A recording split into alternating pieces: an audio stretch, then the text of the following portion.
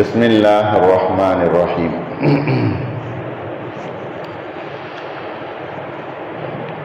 பெற்றோர்களுடைய விஷயத்தில் நபி ஸல்லல்லாஹு அலைஹி வஸல்லம் அவர்கள் என்ன மாதிரி கட்டளையிட்டு இருக்கிறார்கள்?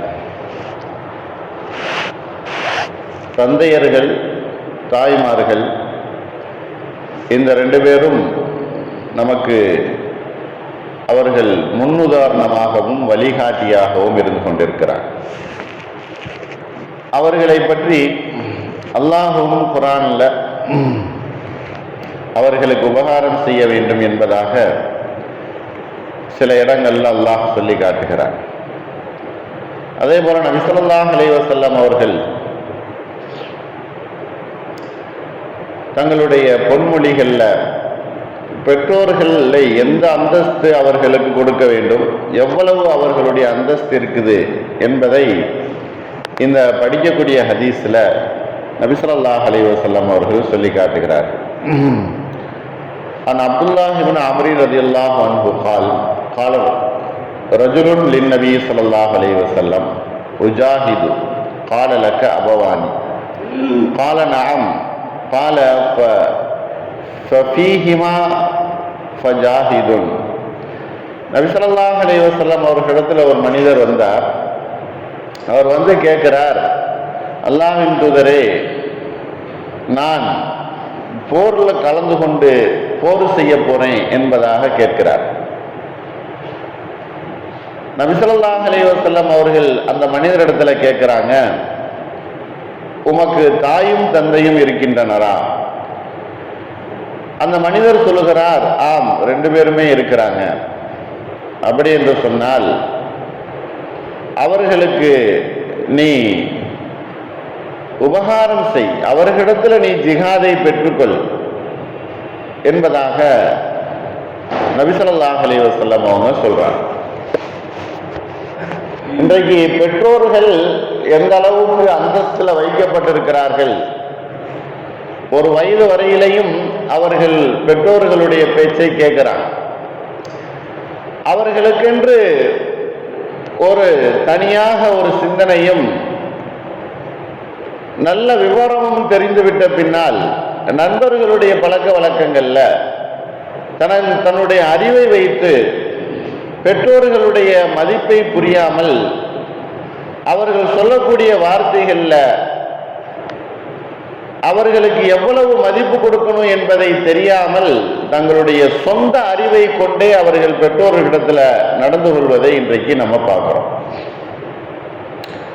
நபி ஸல்லல்லாஹு அலைஹி வஸல்லம் அவர்களிடத்துல இந்த மனிதர் ஜிஹாது செய்வதற்காக வேண்டிய அனுமதி கொடுங்க அப்படின்னு கேட்கிறார். ஜிஹாத் அப்படிங்கிறது வந்து இஸ்லாத்துல ஒரு பெரிய போர்ல கலந்து கொள்ளுதல். அதுல உயிரை திரும்பவும் வரலாம், அல்லது மரணித்தும் போய் ஷஹீதாகவும் ஆகலாம். ஆக போர் என்பது மனிதனுக்கு உயிருக்கு உறுதி இல்லாத, உத்தரவில்லாத ஒரு விஷயம். அதற்கு நபி ஸல்லல்லாஹு அலைஹி வஸல்லம் அவர்களிடத்துல வந்து அந்த மனிதர் அனுமதி கேட்கிறார். ஆனால் நபி அவர்கள், உங்களுக்கு பெற்றோர்கள் இருக்கிறாங்களா, அவங்களுக்கு போய் நீங்க ஜிஹாது செய்யுங்க அப்படின்னு சொல்றாங்க. இபாதத்துகளிலேயே மிகப்பெரிய ஒரு வலிமை வாய்ந்தது ஜிஹாது.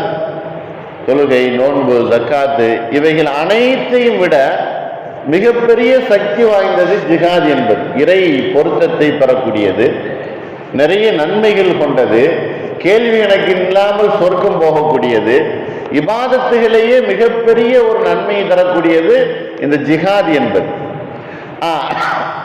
அந்த ஜிஹாதையே நபி ஸல்லல்லாஹு அலைஹி வஸல்லம் அவர்கள் பெற்றோர்களுடைய பொருத்தத்தோடு நீ ஜிஹாது செய்யணும், அவங்க அனுமதி கொடுத்தா செய்யணும், அவங்களிடத்துல அனுமதி கேட்கணும்.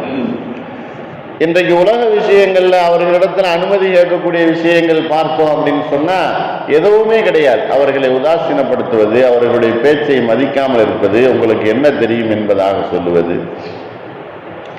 இந்த ஹதீஸ்ல ஜிஹாதுக்கு முக்கியத்துவம் கொடுக்காமல் பெற்றோர்களுக்கு முக்கியத்துவம் கொடுக்கப்படுகிறது. ஏன்? அவர்களுடைய அவசிய தேவைகள் என்பது இருக்குது. உடம்பு முடியாம இருப்பாங்க, அவர்களுடைய தேவைகள் என்பது மற்றவர்கள் பூர்த்தி செய்ய முடியாது, அவர்களுடைய குழந்தைகள் தான் பூர்த்தி செய்ய முடியும். அப்படிங்கிற தேவை இருந்ததுனால நபி ஸல்லல்லாஹு அலைஹி வஸல்லம் அவர்கள் உங்களுடைய பெற்றோர்களிடத்துல நீங்க ஜிஹாது செய்யுங்கள் அப்படின்னு சொன்னா அவங்களுக்கு பணிவிடை செய்யுங்கள் என்பதாக சொன்னார். இன்னொரு அர்த்தம் இந்த ஹதீஸ்ல என்ன விளங்குதுன்னா, அவர்களுடைய பொருத்தம் கிடைத்து விட்டாலே நீங்க ஜிஹாது செய்த நன்மை உங்களுக்கு கிடைச்சிரும். பெற்றோர்களுடைய பொருத்தம் கிடைத்து விட்டாலே ஜிஹாது செய்யக்கூடிய நன்மை உங்களுக்கு கிடைச்சிரும். புகாரி ஷரீஃப்ல இந்த ஹதீஸ் 5972வது ஹதீஸாக பதிவு செய்யப்பட்டிருக்கு. சரி, நபி ஸல்லல்லாஹு அலைஹி வஸல்லம் ஏன் போருக்கு முக்கியத்துவம் கொடுக்காம பெற்றோர்களை கவனித்துக் கொள்வதில் முக்கியத்துவம் கொடுத்தாங்க அப்படின்னு பார்த்தா, அன்றைய காலத்துல இஸ்லாத்தினுடைய வளர்ச்சி என்பது கொஞ்சம் வலுவானதாக இருந்துச்சு, சக்தி பெற்றதாக இருந்துச்சு. போர் செய்வதற்கோ மனிதர்களுடைய தேவைகள் குறைவாக இருந்துச்சு, தேவையில்லை அப்படிங்கிற ஒரு நிலைமை இருந்துச்சு. இஸ்லாத்தினுடைய ஆரம்ப காலத்துல போரினுடைய முக்கியத்துவம் என்பது மிக மிக அவசியமா இருந்துச்சு. வலுப்பெற்றதற்கு பின்னால், கொஞ்சம் பலம் வந்ததற்கு பின்னால நபி ஸல்லல்லாஹு அலைஹி வஸல்லம் அவர்கள் இந்த மாதிரி பெற்றோர்களுடைய விஷயத்துல கவனங்கள் செலுத்தினார்கள் என்று சொன்னா, அல்லாஹ் குர்ஆன்ல ஒரு ஆயத்துல சொல்லும் போது, வகலா ரப்புக அல்லா தஅபுது இல்லா இய்யாஹ் வபில் வாலிதைனி இஹ்சானா, அல்லாஹ்வை நீங்கள் வணங்கணும், அல்லாஹ்வுக்கு அடுத்து உங்களுக்கு பணிவிடை செய்வதற்கு தகுதி உடையவர்கள் பெற்றோர்கள் என்பதாக சொல்லுவார். ஆக அந்த நேரத்தில் ஃபர்து கிஃபாயாவாக போர் செய்வது என்பது இருந்த சமயம். ஆகையினால நபி ஸல்லல்லாஹு அலைஹி வஸல்லம் அவர்கள் நீங்க உங்களுடைய பெற்றோர்களை, இன்னொரு ஹதீஸ்ல இதற்கு விளக்கம் சொல்லுகிறார்கள். அபூ ஸஈத் அல்-குத்ரி அவங்க சொல்றாங்க, அந்த வந்த மனிதர் யமன் நாட்டிலிருந்து வந்தாரு, அங்க அவர்களுடைய பெற்றோர்கள் சிரமப்பட்டு கொண்டிருந்தாங்க என்பதாக உணர்கிறாங்க நபி ஸல்லல்லாஹு அலைஹி வஸல்லம். நீங்க அவர்களிடத்துல போய் அனுமதி கேட்டுட்டு போருக்கு நீங்க ஈடுபடுங்க என்பதாக சொல்றாங்க. முஷ்ரிக்குகள் பலமாக இருந்த அந்த சமயத்துல, நம்ம முஸ்லிம்கள் பலகீனமாக இருந்த சமயத்துலதான் ஜிஹாதினுடைய தேவை என்பது இருந்துச்சு. முஸ்லிம்கள் சற்று பலமாக ஆனதற்கு பின்னால ஜிஹாதினுடைய தேவைகளை குறைத்து கொண்டு நபி ஸல்லல்லாஹு அலைஹி வஸல்லம் அவர்கள் பெற்றோர்களுக்கு பணிவிடை செய்வதை ஆர்வப்படுத்தினார்கள். அப்ப இந்த ஹதீஸ்ல தெரியுது, பெற்றோர்களுக்கு முக்கியத்துவம் கொடுக்கணும்.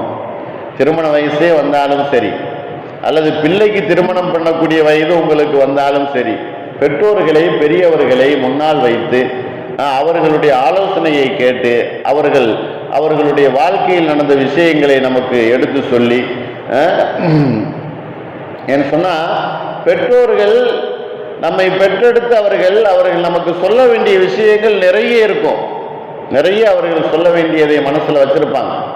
ஆனா நம்ம உதாசீனப்படுத்துவதால், அதற்கு டைம் கொடுக்காதனால, அதுக்கு நேரம் கொடுக்காதனால அவர்கள் அதை சொல்லாமல் விட்டு விடுகிறார்கள். என்னத்த பேசுறது நம்ம போய் அப்படின்னு நினைச்சுக்கிறோம். நம்ம பேசுவதற்கு ஒண்ணும் இல்லை, ஆனா அவர்கள் நம்மிடத்துல பேசுவதற்கு நிறைய இருக்கு, நிறைய பேசுவார்கள். ஆகையினால அதை முக்கியத்துவமாக கொண்டுதான் நபி ஸல்லல்லாஹு அலைஹி வஸல்லம் அவர்கள் பெற்றோர்களுக்கு முன்னுரிமை கொடுக்கப்பட்டதாக இந்த ஹதீஸ்ல சொல்லப்படுகிறது.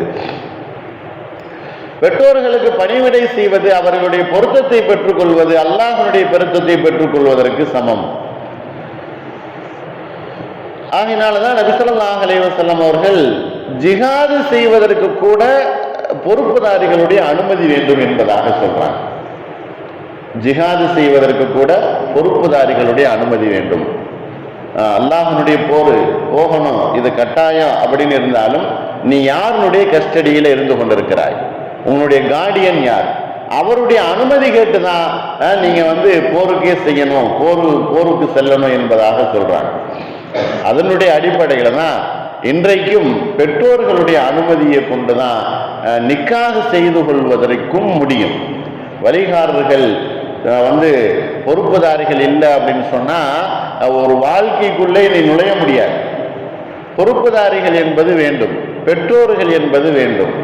இன்றைக்கு பெற்றோர்களை சில நேரங்களில் அவர்கள் நமக்கு எதுவுமே செய்யலை என்பதற்காக வேண்டி அவர்களை மதிக்காமல் மற்றவர்களை மதித்து கொண்டிருக்கிறோம். பெற்றோர்கள் மீது கோபம் உள்ள குழந்தைகள் இன்றைக்கு பார்க்கிறோம். அத்தா மேல ரொம்ப கோபமா உள்ளவர் இருப்பார். மகனுக்கு அத்தாவை பிடிக்கவே பிடிக்காது. அவர் எதுவுமே செய்யலை, அவர் வெளியூர்ல இருக்கிறாரு, அல்லது என்னுடைய தாயை விட்டுட்டு அவர் தூரமா போயிட்டாரு அப்படின்னு நிறைய இன்றைக்கு இருந்து இருக்கக்கூடிய சூழ்நிலை. பெற்றோர்களுக்கு உபகாரம் செய்தல் என்பது அவர்களுடைய பிள்ளைகளுக்கு கடமை. ஆனால் பெற்றோர்களுடைய தவறுகளை கண்டிப்பதோ அவர்களை பார்ப்பதோ அவர்களுடைய விஷயத்துல நீங்கள் வழிகாட்டுவதையோ அல்லாஹும் ரசூலும் சொல்லல.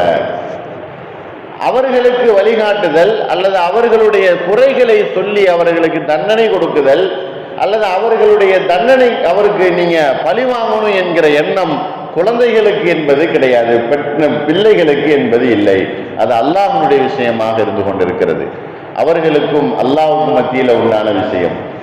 அடியார்களுடைய விஷயத்துல யார் தவறு செய்தாலும் அல்லாஹ் நாளை மறுமையில அதை பற்றி கேள்விகள் கேட்கத்தான் செய்வான்.